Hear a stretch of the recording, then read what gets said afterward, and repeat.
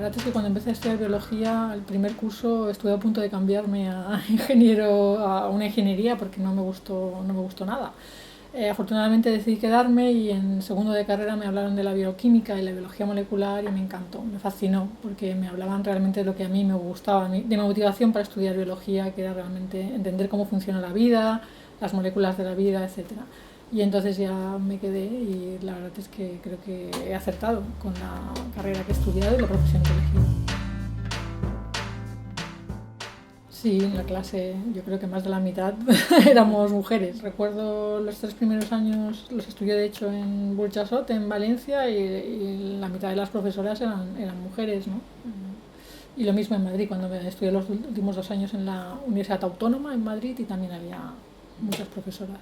Cuando yo empecé a hacer la tesis doctoral con Margarita Salas, en el laboratorio había más de la mitad eran mujeres y ahora pues en mi propio laboratorio aquí o en el CENIO pues más de la mitad son mujeres, es decir, la ciencia se hace por mujeres, en un porcentaje incluso mayor del 50% que hombres.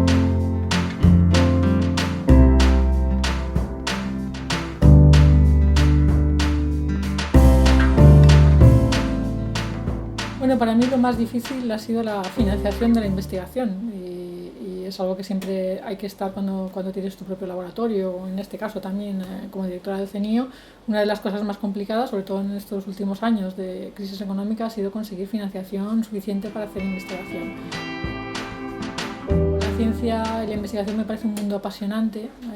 Creo que es una carrera fantástica para cualquier joven que esté pensando qué hacer con su futuro, porque es una carrera en la que estás trabajando realmente en beneficio de los avances de la sociedad y de la humanidad. Lo que sí que le diría a las mujeres también es que no se pongan cortapisas a ellas mismas, ¿no?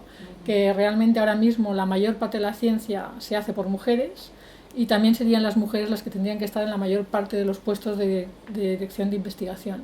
Y muchas veces yo creo que está la leyenda urbana de que esto de dirigir un grupo de investigación o de tener los puestos más altos es algo que es difícil porque no se puede compatibilizar la vida familiar con toda la dedicación que dedica al mundo de la ciencia, pero no es cierto. De hecho, cuanto más arriba estás en la carrera investigadora y estás más en un puesto directivo, pues ya no estás trabajando con las manos, ya tienes más flexibilidad de tu tiempo.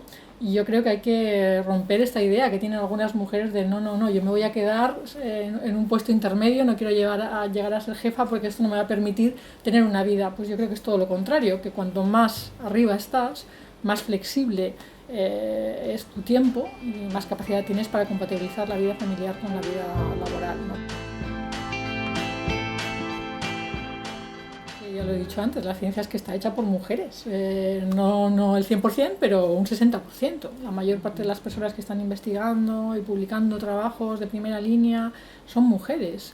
Entonces, no es que aporten una perspectiva diferente, es que es una realidad, que la ciencia es una disciplina donde las mujeres tienen una labor importantísima, ¿no?